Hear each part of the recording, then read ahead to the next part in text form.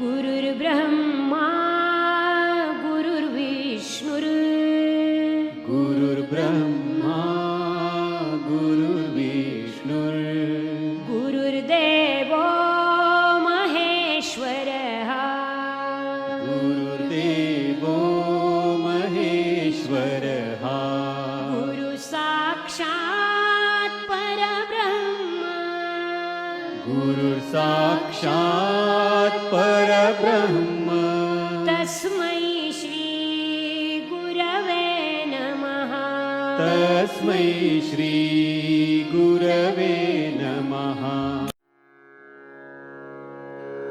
ॐ नमो भगवते वासुदेवाय ॐ नमो भगवते वासुदेवाय ॐ नमो भगवते वासुदेवाय ॐ नमो भगवते वासुदेवाय ॐ नमो भगवते वासुदेवाय वासुदेवाय वासुदेवाय। प्रेम से बोलो श्री कृष्ण भगवान की जय, भोलेनाथ भंडारी की जय। एक बार बोल दो ना राधे राधे।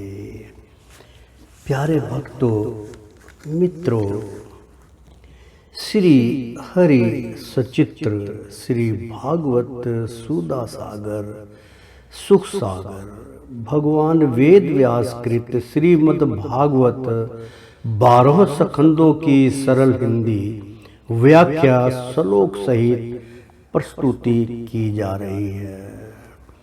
प्रेम से बोलो श्री कृष्ण भगवान की जय।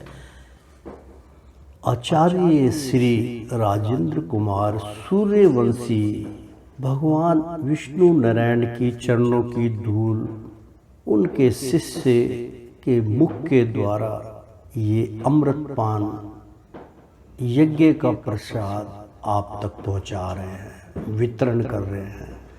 लेना मत भूलिए। तो प्रेम से बोलो श्री कृष्ण भगवान की जय। मित्रों, 20वां अध्याय हम आज शुरू करने जा रहे हैं। अष्टम स्कंद का 20वां अध्याय।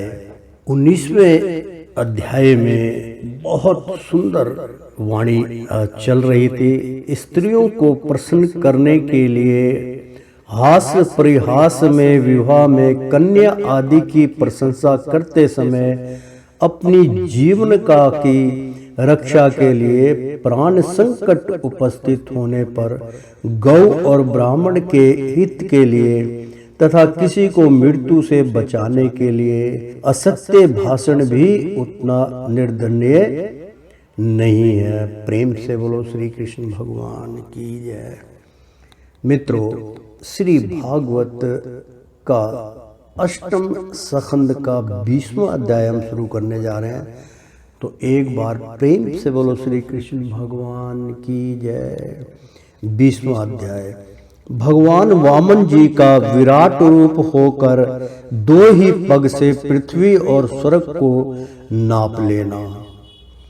श्री सुखदेव जी कहते हैं, राजन, जब कुल गुरु शुक्राचार्य ने इस प्रकार कहा तब आदर्श ग्रस्त राजा बलि ने एक क्षण चुप रहकर बड़ी विनय और सावधानी से शुक्राचार्य जी की अप्रतियों कहा। राजा बलि ने कहा, भगवान, आपका कहना सत्य है। गृहस्थ आश्रम में रहने वालों के लिए वही धर्म है जिससे अर्थ, काम, यश और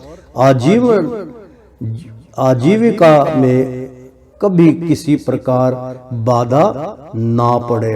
परंतु गुरुदेव, मैं प्रहलाद जी का पौत्र हूँ और एक बार देने की प्रतिज्ञा कर चुका हूँ, अतः अब मैं धन के लोभ से ठग की भांति इस ब्राह्मण से कैसे कहूँ कि मैं तुम्हें नहीं दूंगा। इस पृथ्वी ने कहा है कि असत्य से बढ़कर कोई अधर्म नहीं है। मैं सब कुछ सहने में असमर्थ हूँ, परंतु झूठे मनुष्य का भार मुझसे नहीं सहा जाता। मैं नरक से दरिद्रता से, दुख के समुद्र से, अपने राज्य के नाश से और मृत्यु से भी उतना नहीं डरता जितना ब्राह्मण से प्रतिज्ञा करके उसे धोखा देने से डरता हूँ। इस संसार में मर जाने के बाद धन आदि जो जो वस्तुएं साथ छोड़ देती हैं, यदि उनके द्वारा दान आदि से ब्राह्मणों को भी संतुष्ट ना किया जा सके तो उनके त्याग का लाभ ही क्या रहा।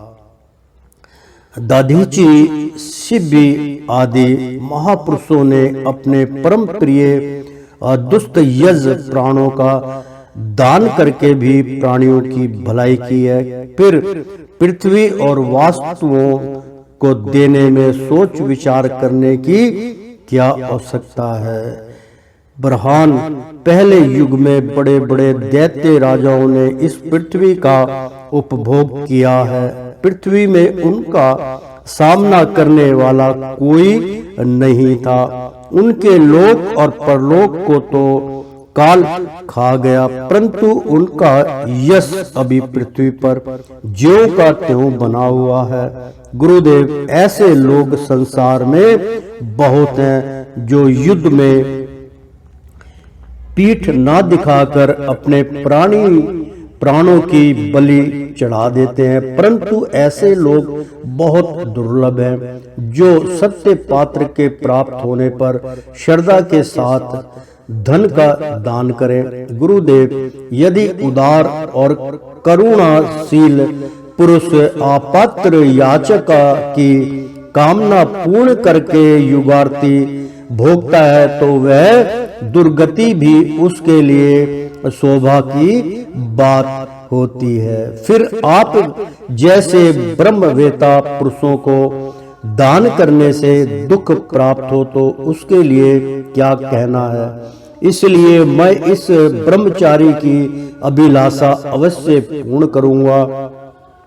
महर्षि वेद विधि के जानने वाले आप लोग बड़े आदर से यज्ञादि के द्वारा जिनकी आराधना करते हैं, वे वरदानी विष्णु ही इस रूप में हो अथवा कोई दूसरा हो, मैं इनकी इच्छा के अनुसार इन्हें पृथ्वी का दान करूंगा। यदि मेरे अपराध ना करने पर भी ये अधर्म से मुझे बांध लेंगे तब भी मैं इनका अनिष्ट नहीं चाहूंगा, क्योंकि मेरे शत्रु होने पर भी इन्होंने भयभीत होकर ब्राह्मण का शरीर धारण किया है। यदि ये पवित्र कीर्ति भगवान विष्णु ही है तो अपना यश नहीं खोना चाहेंगे, अपनी मांगी हुई वस्तु लेकर ही रहेंगे। मुझे युद्ध में मारकर भी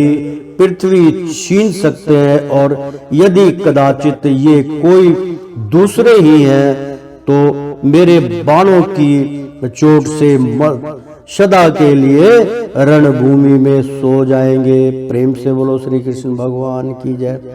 श्री सुखदेव जी कहते हैं, जब शुक्राचार्य जी ने देखा कि मेरा यह शिष्य गुरु के प्रति श्रद्धालु है तथा मेरी आज्ञा का उल्लंघन कर रहा है, तब देव की प्रेरणा से उन्होंने राजा बलि को शाप दे दिया।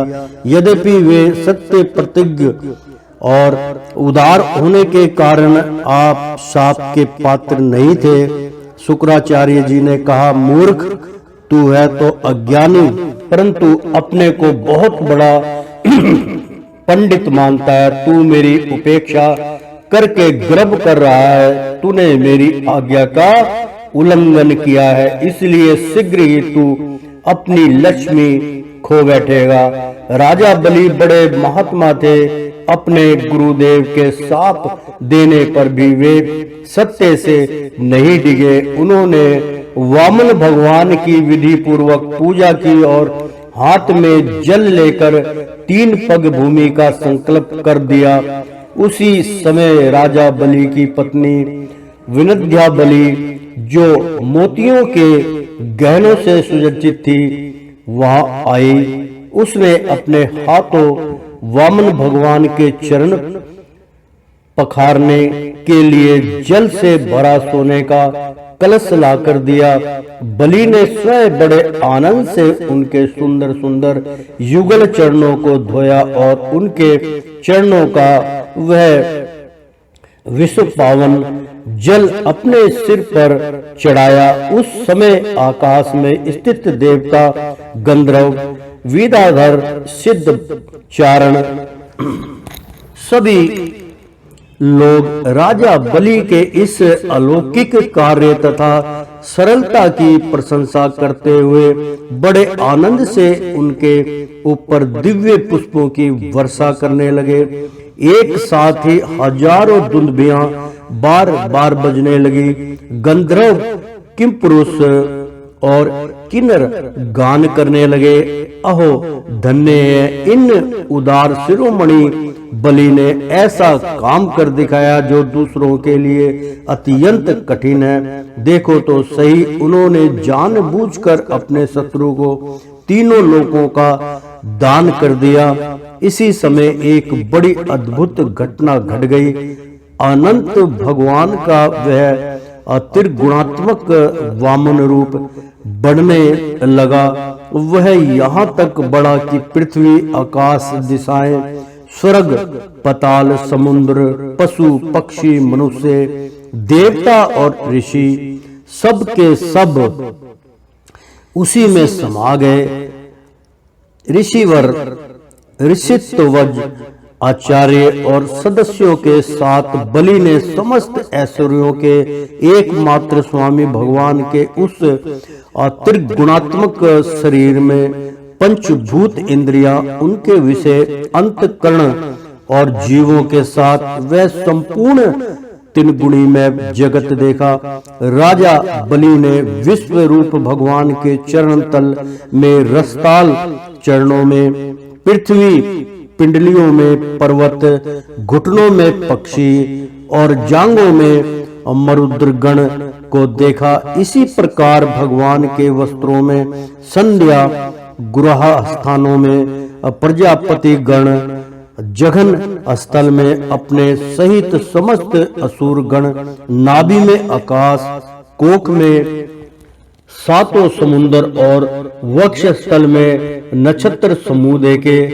उन लोगों को भगवान के हृदय में धर्म सत्नों में ऋतु मधुर और सत्य वचन, मन में चंद्रमा, वक्ष रथल पर।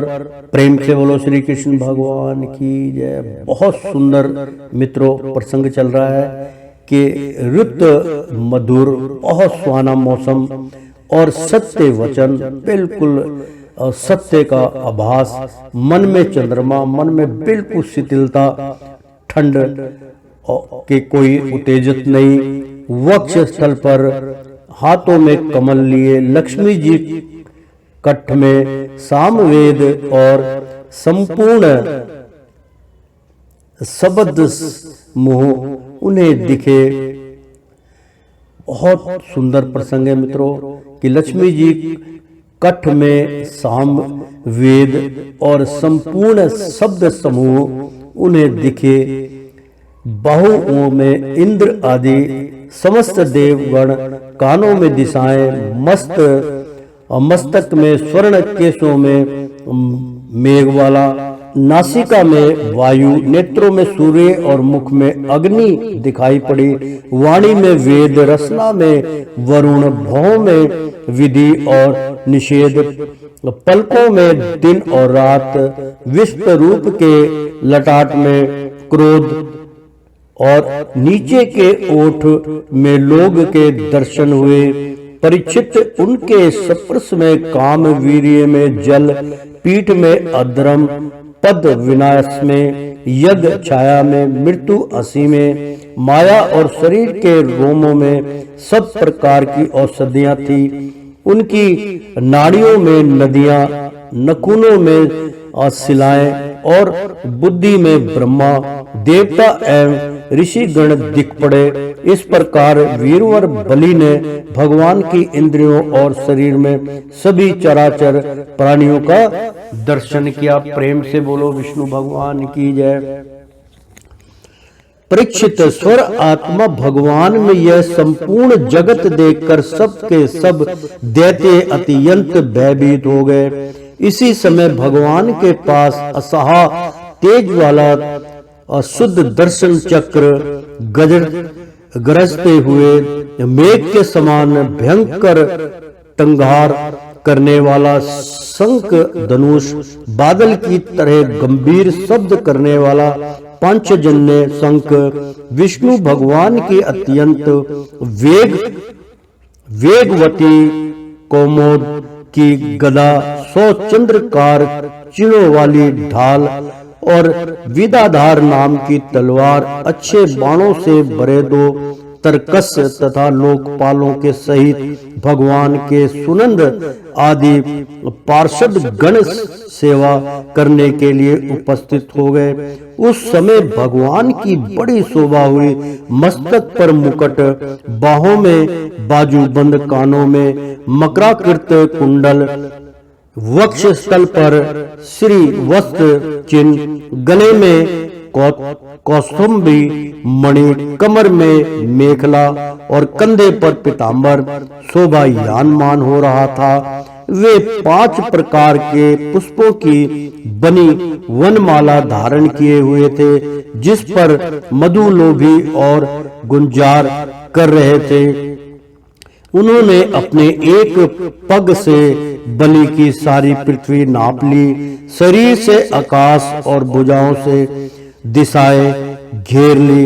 दूसरे पग से उन्होंने स्वर्ग को भी नाप लिया। तीसरे पैर रखने के लिए बलि की तनिक सी भी कोई वस्तु ना बची। भगवान का वह दूसरा पग ही ऊपर की ओर जाता हुआ महलोक, जनलोक और तपोलोक से भी ऊपर सत्यलोक में पहुंच गया। प्रेम से बोलो विष्णु भगवान की जय। प्रेम से बोलो वामन अवतार ब्राह्मण भगवान विष्णु की जय। और श्रीमन नारायण नारायण हरि हरि, तेरी लीला सबसे न्यारी न्यारी, बोलो हरि हरि। श्रीमन नारायण नारायण हरि हरि।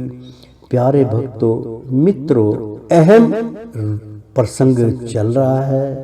अष्टम स्कंद का 20वां अध्याय संपन्न हुआ। प्रेम से बोलो विष्णु भगवान की जय। 21वां अध्याय हम शुरू करने जा रहे हैं। अष्टम स्कंद का 21वां अध्याय, बलि का बांधा जाना। श्री सुखदेव जी कहते हैं, परीक्षित, भगवान का चरण कमल सत्य लोक में पहुंच गया। उसके नख चंद्र की छटा से सत्य लोक की आभा फीकी पड़ गई। स्वयं ब्रह्मा भी उसके प्रकाश में डूब से गए। उन्होंने मरीचि आदि ऋषियों, सनंदन आदि नैष्ठिक ब्रह्मचारियों एवं बड़े बड़े योगियों के साथ भगवान के चरण कमल की आगवानी की। वेद, उपवेद, नियम, यम, तर्क, इतिहास, वेदांग और पुराण संहिताएं जो ब्रह्मलोक में मूर्तिमान होकर निवास करते हैं, तथा जिन लोगों ने योग रूप वायु से ज्ञान अग्नि को प्रज्वलित करके कर्म मल को भस्म कर डाला है, वे महात्मा सब ने भगवान के चरण की वंदना की। इसी चरण कमल से स्मरण की महिमा से ये सब कर्म के द्वारा प्राप्त न होने योग्य ब्रह्मा जी के धाम में पहुंच गए। भगवान ब्रह्मा की कीर्ति बड़ी पवित्र है। वे विष्णु भगवान के नाभि कमल से उत्पन्न हुए हैं। भगवान आगवानी करके बाद उन्होंने स्वयं विश्व रूप भगवान के ऊपर उठे हुए चरण का आर्द्र पाद से पूजन किया, प्रक्षालन किया। पूजा करके बड़े प्रेम और भक्ति से उन्होंने भगवान की स्तुति की। परीक्षित, ब्रह्मा के कमंडल का वही जल विश्व रूप भगवान के पांव पखारने से पवित्र होने के कारण उन गंगा जी के रूप में परिगणित हो गया, जो आकाश मार्ग से पृथ्वी पर गिरकर तीनों लोकों को पवित्र करती है। ये गंगा जी क्या है? भगवान की मूर्तिमान उज्जवल कीर्ति। जब भगवान ने अपने स्वरूप को कुछ छोटा कर लिया, अपनी विभूतियों को कुछ समेट लिया, तब ब्रह्मा आदि लोकपालों ने अपने अनुचरों के साथ बड़े आदर भाव से अपने स्वामी भगवान को अनेकों प्रकार की भेंट समर्पित की। उन लोगों ने जल उपहार, माला, दिव्य गंधों से भरे अंगराग, सुगंधित धूप, दीप, खील, अक्षत, फल, अंकुर, भगवान की महिमा और प्रभाव से युक्त स्तोत्र, जय घोष, नृत्य, बाजे गाजे, गान एवं शंख और दुंदुभी के शब्दों से भगवान की आराधना की। उस समय ऋषराज जम्बुवान मन के समान वेग से दौड़कर सब दिशाओं में मेरी भेरी बजा बजा कर भगवान की मंगलमय विजय की घोषणा कर आए। दैत्यों ने देखा कि वामन जी ने 3 पग पृथ्वी मांगने के बहाने सारी पृथ्वी ही छीन ली। तब वे सोचने लगे कि हमारे स्वामी बलि इस समय यज्ञ में दीक्षित हैं, वे तो कुछ कहेंगे नहीं। इसलिए बहुत चिढ़कर वे आपस में कहने लगे, अरे यह ब्राह्मण नहीं है, यह सबसे बड़ा मायावी विष्णु है। ब्राह्मण के रूप में छिपकर यह देवताओं का काम बनाना चाहता है। जब हमारे स्वामी यज्ञ में दीक्षित होकर किसी को किसी प्रकार का दंड देने के लिए उपरत हो गए हैं, तब इस शत्रु ने ब्रह्मचारी का वेश बनाकर पहले तो याचना की और पीछे हमारा सर्वस्व हरण कर लिया। यूं तो हमारे स्वामी सदा ही सत्यनिष्ठ हैं, परंतु यज्ञ में दीक्षित होने पर वे इस बात का विशेष ध्यान रखते हैं। वे ब्राह्मणों के बड़े भक्त हैं तथा उनके हृदय में दया भी बहुत है, इसलिए वे कभी झूठ नहीं बोल सकते। ऐसी अवस्था में हम लोगों का यही धर्म है कि इस शत्रु को मार डालें, इससे हमारे स्वामी बलि की सेवा भी होती है। यूं सोचकर राजा बलि के अनुचर असुरों ने अपने अपने हथियार उठा लिए। परीक्षित, राजा बलि की इच्छा ना होने पर भी वे सब बड़े क्रोध से शूल, पटिश आदि लेकर वामन भगवान को मारने के लिए टूट पड़े। परीक्षित, जब विष्णु भगवान के पार्षदों ने देखा कि दैत्यों के सेनापति आक्रमण करने के लिए दौड़े आ रहे हैं, तब उन्होंने हंसकर अपने अपने शस्त्र उठा लिए और उन्हें रोक दिया। नंद सुनंद जय विजय प्रबल बल। प्रेम से बोलो श्री कृष्ण भगवान की जय। कुमुंद, कुमुंदाक्ष, विदसेन, गरुड़, जयंत, ऋतुदेव, श्रुतुदेव, पुष्पदत्त, दंत और सातवत, ये सभी भगवान के पार्षद 10-10 हजार हथियारों के बल रखते हैं। वे असुरों की सेना का संहार करने लगे। जब राजा बलि ने देखा कि भगवान के पार्षद मेरे सैनिकों को मार रहे हैं और वे भी क्रोध में भरकर उनसे लड़ने के लिए तैयार हो रहे हैं, तो उन्होंने शुक्राचार्य के शाप का स्मरण करके उन्हें युद्ध करने से रोक दिया।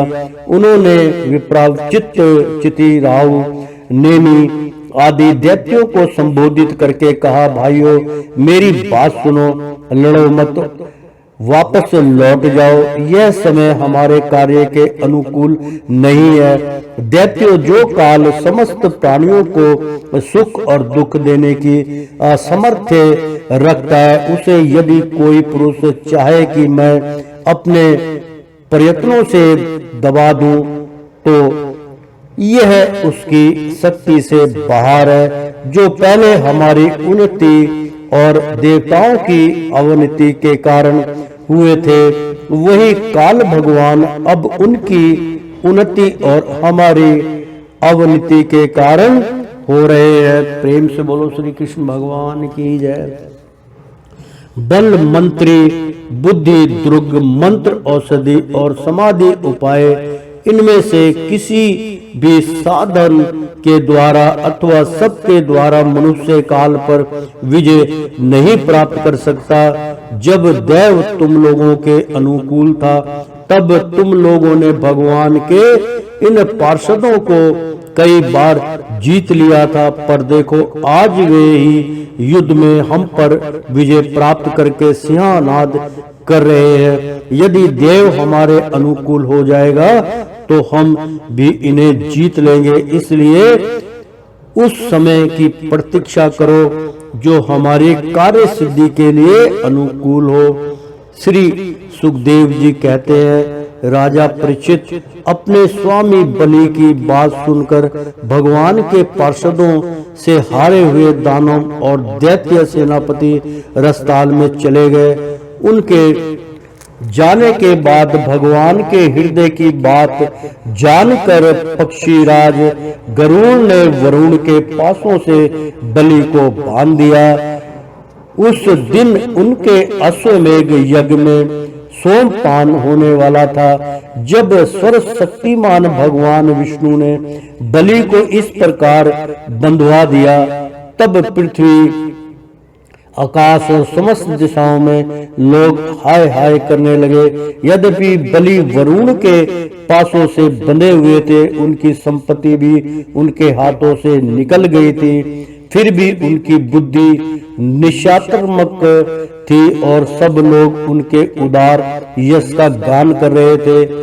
परीक्षित, उस समय भगवान ने बलि से कहा, असुर, तुमने मुझे पृथ्वी के 3 पग दे दिए थे, 2 पग में तो मैंने सारी त्रिलोकी नाप ली, अब तीसरा पग पूरा करो। जहां तक सूर्य की गर्मी पहुंचती है, जहां तक नक्षत्रों और चंद्रमा की किरणें पहुंचती है और जहां तक बादल जाकर बरसते हैं, वहां तक की सारी पृथ्वी तुम्हारे अधिकार में थी। तुम्हारे देखते ही देखते मैंने अपने एक पैर से भूलोक, शरीर से आकाश और दिशाएं, दूसरे पैर से सर्वलोक नाप लिया है। इस प्रकार तुम्हारा सब कुछ मेरा हो चुका है। फिर भी तुमने जो प्रतिज्ञा की थी उसे पूरा ना कर सकने के कारण अब तुम्हें नरक में रहना पड़ेगा। तुम्हारे गुरु की तो इस विषय में संपत्ति है ही। अब जाओ, तुम नरक में प्रवेश करो। जो याचक को देने की प्रतिज्ञा करके मुकर जाता है और इस प्रकार उसे धोखा देता है, उसके सारे मनोरथ व्यर्थ हो जाते हैं। स्वर्ग की बात तो दूर रही, उसे नरक में गिरना पड़ता है। तुम्हें इस बात का बड़ा घमंड था कि मैं बड़ा धनी हूँ, तुम्हारे मुझसे दूंगा, तुमने मुझसे दूंगा ऐसी प्रतिज्ञा करके फिर धोखा दे दिया। अब तुम कुछ वर्षों तक इस झूठ का फल नरक भोगो। तो प्रेम से बोलो श्री कृष्ण भगवान की जय। ओ श्रीमन नारायण नारायण हरि हरि। प्रेम से बोलो श्री कृष्ण भगवान की जय। एक बार बोल दो ना, राधे राधे। श्रीमद् भागवत का अष्टम स्कंद का 21वां अध्याय संपन्न हुआ। 22वां अध्याय हम अब प्रारंभ करने जा रहे हैं। प्रेम से बोलो श्री कृष्ण भगवान की जय। 22वां अध्याय बलि के द्वारा भगवान की स्तुति और भगवान का उस पर प्रसन्न होना। श्री सुखदेव जी कहते हैं, परीक्षित, इस प्रकार भगवान ने असुर राज बलि का बड़ा तिरस्कार किया और उन्हें धैर्य से विचलित करना चाहा, परंतु वे तनिक भी विचलित ना हुए। बड़े धैर्य से बोले। दैत्यराज बलि ने कहा, देवताओं के आराध्य देव, आपकी कीर्ति बड़ी पवित्र है।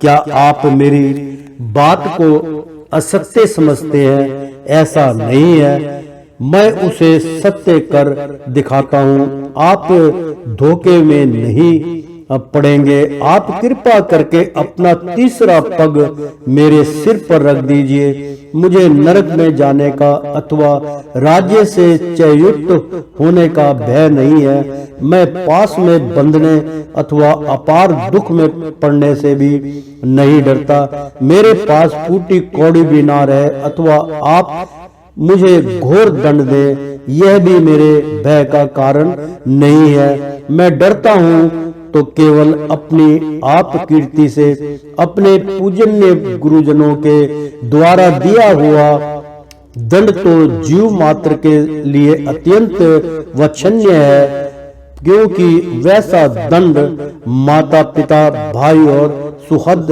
भी मोहवश नहीं दे पाते। आप छिपे रूप से अवश्य ही हम असुरों को श्रेष्ठ शिक्षा दिया करते हैं, अतः आप हमारे परम गुरु हैं। जब हम लोग धन, कुलीनता, बल आदि के मध्य से अंधे हो जाते हैं, तब आप उन वस्तुओं को हमसे छीन कर हमें नेत्र दान करते हैं। आपसे हम लोगों का जो उपकार होता है उसे मैं क्या बताऊं। अनन्य भाव से योग करने वाले योगी गण जो सिद्धि प्राप्त करते हैं, वही सिद्धि बहुत से असुरों को आपके साथ दृढ़ वैर भाव करने से ही प्राप्त हो गई है। जिनकी ऐसी महिमा, ऐसी अनंत लीलाएं हैं, वही आप मुझे दंड दे रहे हैं और वरुण पास से बांध रहे हैं। इसकी ना तो मुझे कोई लज्जा है और ना किसी प्रकार की व्यथा ही है। प्रभु, मेरे पितामह प्रहलाद जी की कीर्ति सारे जगत में प्रसिद्ध है। वे आपके भक्तों में श्रेष्ठ माने गए हैं। उनके पिता हिरण्यकश्यपु ने आपसे वैर विरोध रखने के कारण उन्हें अनेकों प्रकार के दुख दिए, परंतु वे आपके ही परायण रहे। उन्होंने अपना जीवन आप पर ही निछावर कर दिया। उन्होंने यह निश्चय कर दिया और कर लिया कि शरीर को लेकर क्या करना है, जब यह एक न एक दिन साथ छोड़ ही देता है। जो धन संपत्ति लेने के लिए स्वजन बने हुए हैं, उन डाकुओं से अपना स्वार्थ ही क्या है, पति से भी क्या लाभ है। जब यह जन्म मृत्यु रूप संसार के चक्र में डालने वाली ही है, तब जब मर ही जाना है, तब घर से मोह करने में भी क्या स्वार्थ है।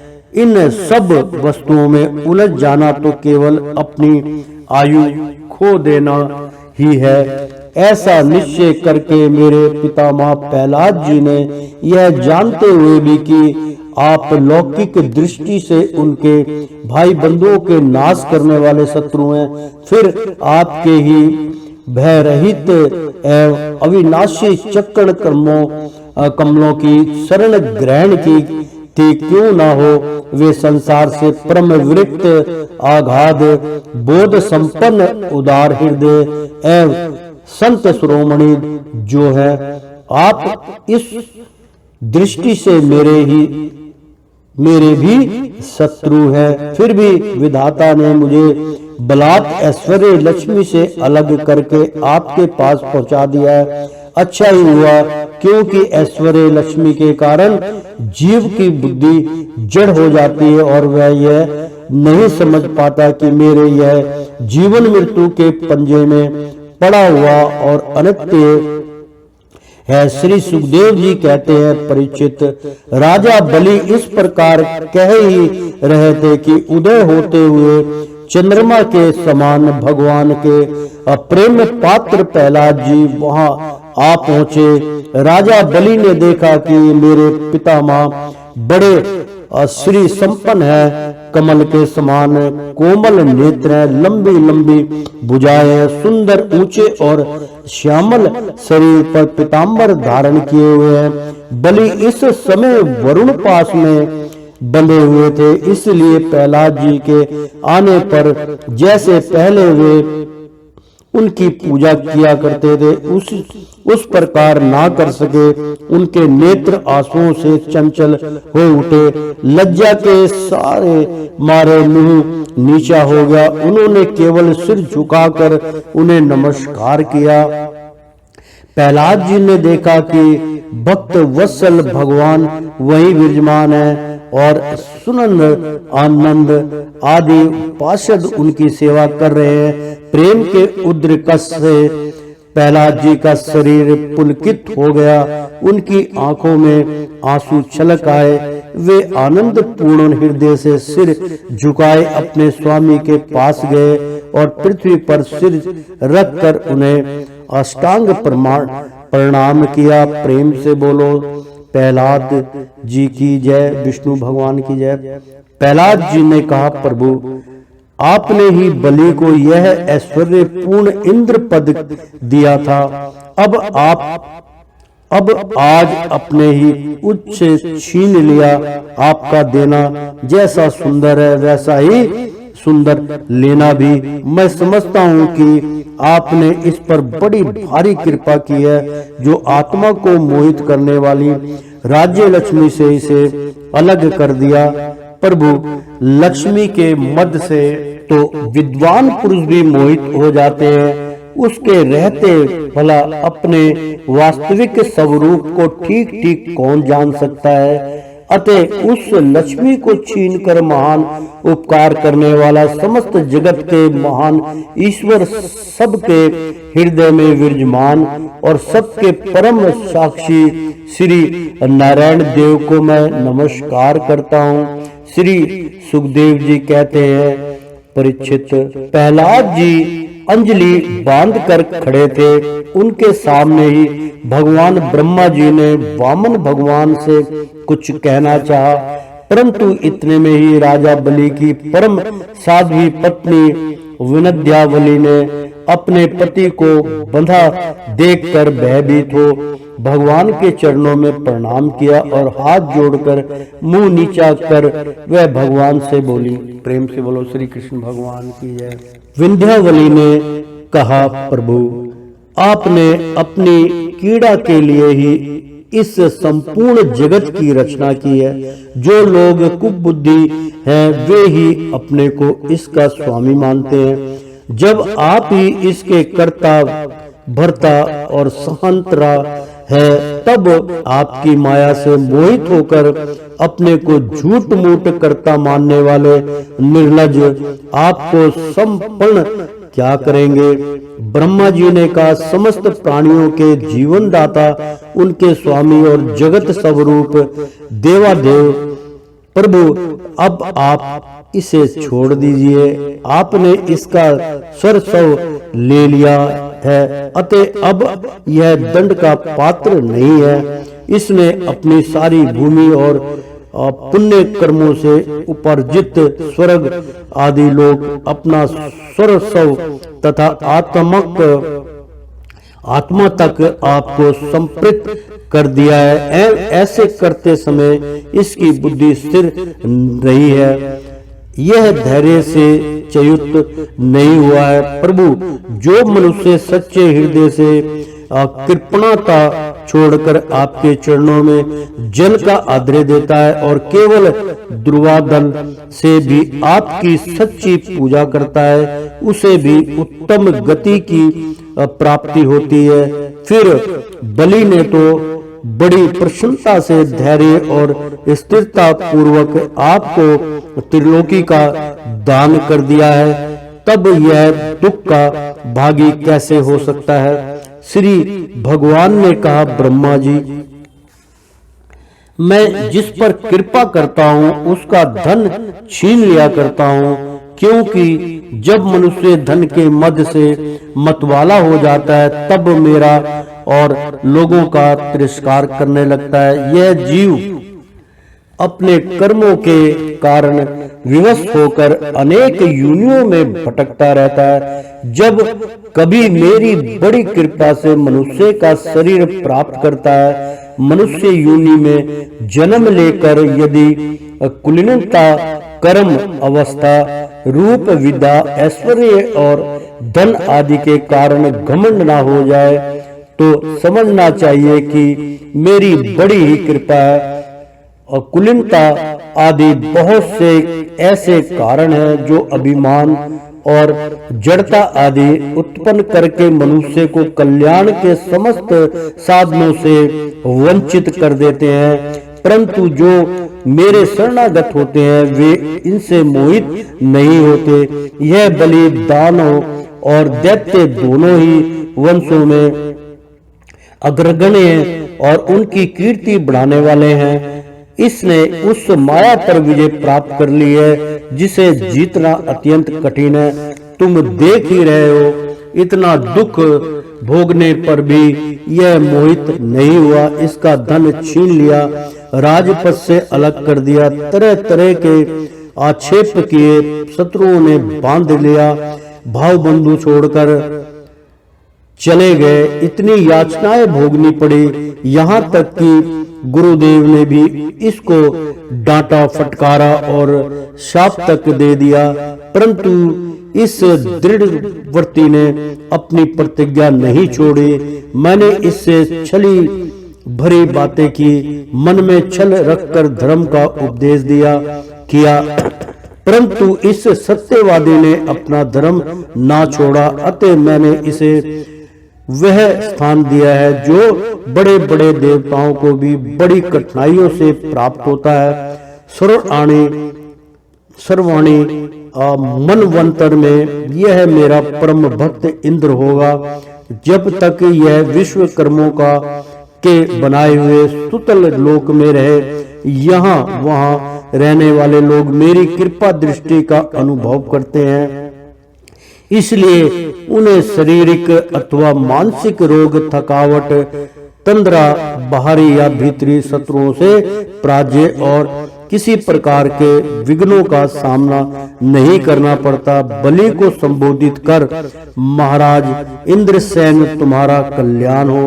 अब तुम अपने भाई बंधुओं के साथ उस सुतल लोक में जाओ जिसे स्वर्ग के देवता भी चाहते रहते हैं। बड़े बड़े लोकपाल भी अब तुम्हें पराजित नहीं कर सकेंगे। दूसरों की तो बात ही क्या है, जो दैत्य तुम्हारी आज्ञा का उल्लंघन करेंगे मेरा चक्र उनके टुकड़े टुकड़े कर देगा।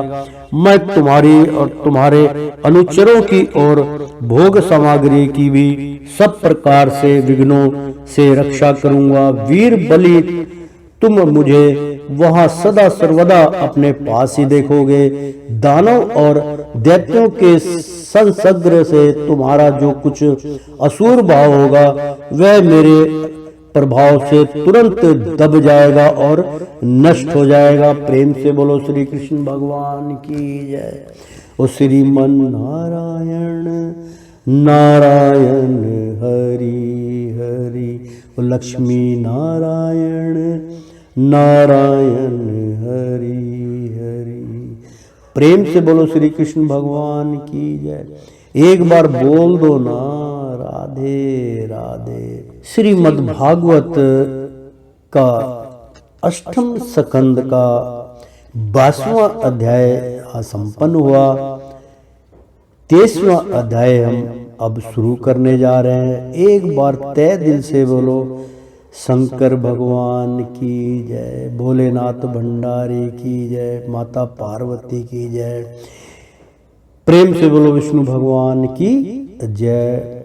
प्यारे भक्तों मित्रों, अष्टम स्कंद का 23वां अध्याय बलि का बंधन से छूटकर सुतल लोक में जाना। श्री सुखदेव जी कहते हैं, जब सनातन पुरुष भगवान ने इस प्रकार कहा तो साधुओं के आदरणीय महानुभाव दैत्य राज के नेत्रों में आंसू छलक आए। प्रेम के उद्रेक से उनका गला भर आया। वे हाथ जोड़कर गदगद वाणी से भगवान से कहने लगे। बलि ने कहा, प्रभु मैंने तो आपको पूरा प्रणाम भी नहीं किया, केवल प्रणाम करने मात्र की चेष्टा भर की। इसी से मुझे वह फल मिला जो आपके चरणों के शरणागत भक्तों को प्राप्त होता है।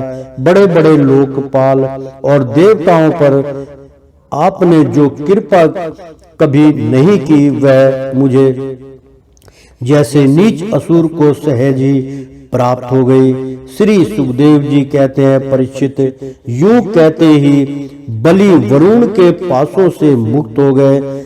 तब उन्होंने भगवान ब्रह्मा जी और शंकर जी को प्रणाम किया और इसके बाद बड़ी प्रसन्नता से असुरों के साथ सुतल लोक की यात्रा की। इस प्रकार भगवान ने बलि से स्वर्ग का राज्य लेकर इंद्र को दे दिया, अदिति की कामना पूर्ण की और स्वयं उपेंद्र बनकर वे सारे जगत का शासन करने लगे। जब प्रहलाद ने देखा कि मेरे वंशधर पौत्र राजा बलि बंधन से छूट गए और उन्हें भगवान का कृपा प्रसाद प्राप्त हो गया, तो वे भक्ति भाव से भर गए। उस समय उन्होंने भगवान की इस प्रकार स्तुति की। प्रहलाद जी ने कहा, प्रभु यह कृपा प्रसाद तो कभी ब्रह्मा जी, लक्ष्मी जी और शंकर जी को भी नहीं प्राप्त हुआ, तब दूसरों की बात ही क्या है। अहो विश्वबंध ब्रह्मा आदि भी जिनके चरणों की वंदना करते रहते हैं, वही आप हम असुरों के दुर्गपाल किलेदार हो गए, यानी कि किलेदार हो गए। तो शरणागत वंशल प्रभु ब्रह्मा आदि लोकपाल आपके चरणा कर्मों का मरकंद रस सेवन करके और करने के लिए कारण सृष्टि रचना की शक्ति और अनेक विभूतियों प्राप्त करते रहते हैं। हम लोग तो जन्म से ही खल और कुमार्गामी हैं। हम पर आपकी ऐसी अनुग्रह पूर्ण दृष्टि कैसे हो गई जो आप हमारे द्वारपाल ही बन गए। आपने अपनी योग माया से खेल ही खेल में त्रिभुवन वन की रचना कर दी। आप स्वर्ग सर्व आत्मा और समदर्शी हैं, फिर भी आपकी लीलाएं बड़ी विलक्षण जान पड़ती हैं। आपका स्वभाव कल्प वृक्ष के समान है, क्योंकि आप अपने भक्तों से अत्यंत प्रेम करते हैं। इसी से कभी कभी उपासकों के प्रति पक्षपात और विमुख के प्रति निर्दयता भी आप में देखी जाती है। प्रेम से बोलो श्री कृष्ण भगवान की जय। श्री भगवान ने कहा, बेटा प्रहलाद तुम्हारा कल्याण हो, अब तुम भी सुतल लोक में जाओ, वहां अपने पौत्र बलि के साथ आनंद पूर्वक रहो और जाति बंधुओं को सुखी करो। वहां तुम मुझे नित्य ही गदा हाथ में लिए खड़ा देखोगे। मेरे दर्शन के परमानंद में मगन रहने के कारण तुम्हारे सारे कर्म बंधन नष्ट हो जाएंगे। प्रेम से बोलो विष्णु भगवान की जय। श्री सुखदेव जी कहते हैं, परीक्षित समस्त दैत्य सेना के स्वामी विशुद्ध बुद्धि प्रहलाद जी ने जो आज्ञा कहकर हाथ जोड़कर भगवान का आदेश मस्तक पर चढ़ाया, फिर उन्होंने बलि के साथ आदि पुरुष भगवान की परिक्रमा की, उन्हें प्रणाम किया और उनसे अनुमति लेकर स्थूल लोक की यात्रा की। परीक्षित उस समय भगवान श्री हरि ने ब्रह्मावादी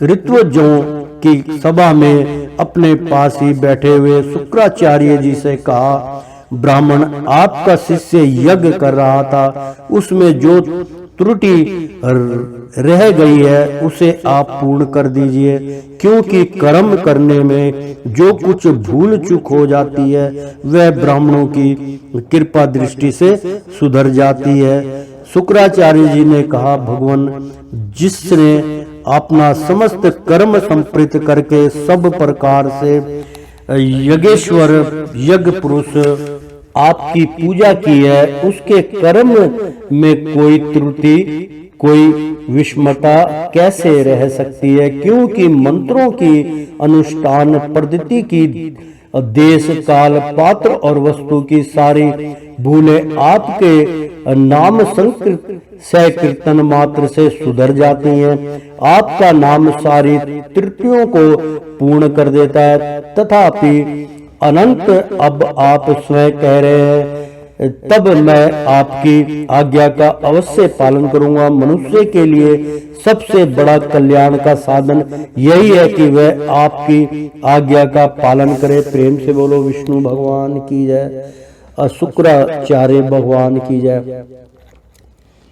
श्री सुखदेव जी कहते हैं, भगवान शुक्राचार्य ने भगवान श्री हरि की यह आज्ञा स्वीकार करके दूसरे ब्रह्म ऋषियों के साथ बलि के यज्ञ में जो कमी रह गई थी उसे पूर्ण किया। परीक्षित, इस प्रकार वामन भगवान ने बलि से पृथ्वी की भिक्षा मांगकर अपने बड़े भाई इंद्र को स्वर्ग का राज्य दिया, जिससे उनके शत्रुओं ने छीन लिया था।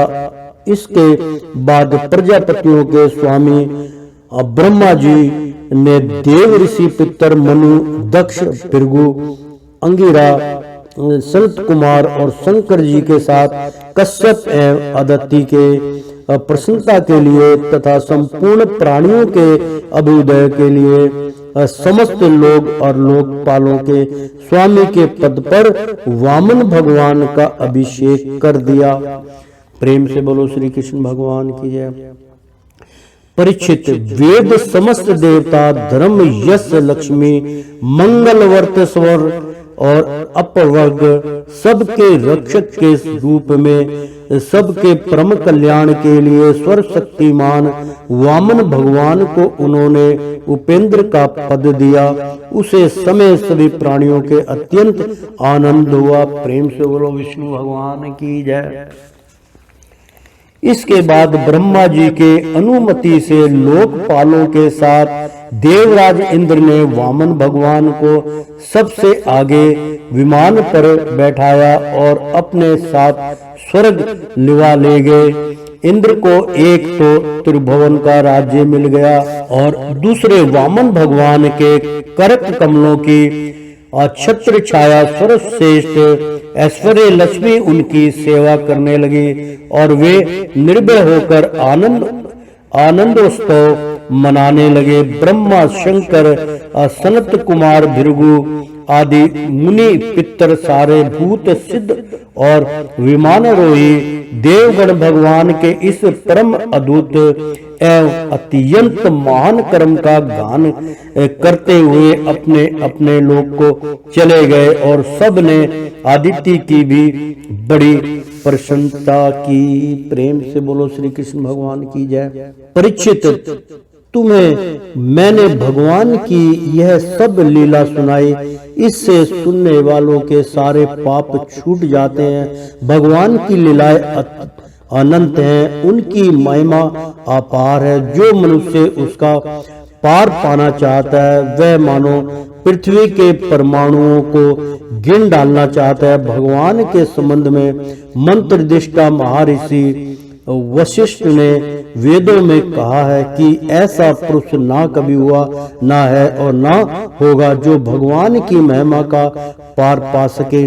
देवताओं के आराध्य देव अद्भुत लीलाधारी भगवान वामन भगवान के अवतार चरित्र का जो स्मरण करता है उसे परम गति की प्राप्ति होती है। देव यज्ञ, पितृ यज्ञ यानी कि यज्ञों की बहुत सुंदर इसमें व्याख्या है मित्रों।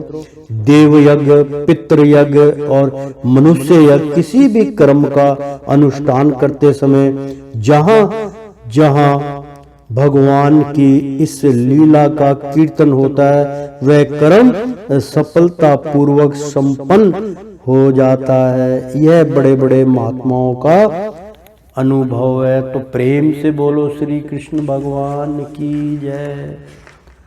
ओ श्रीमन नारायण नारायण हरि हरि। तेरी लीला सबसे न्यारी न्यारी, बोलो हरि हरि। ओ श्रीमन नारायण नारायण हरि हरि। एक बार बोल दो ना, राधे राधे।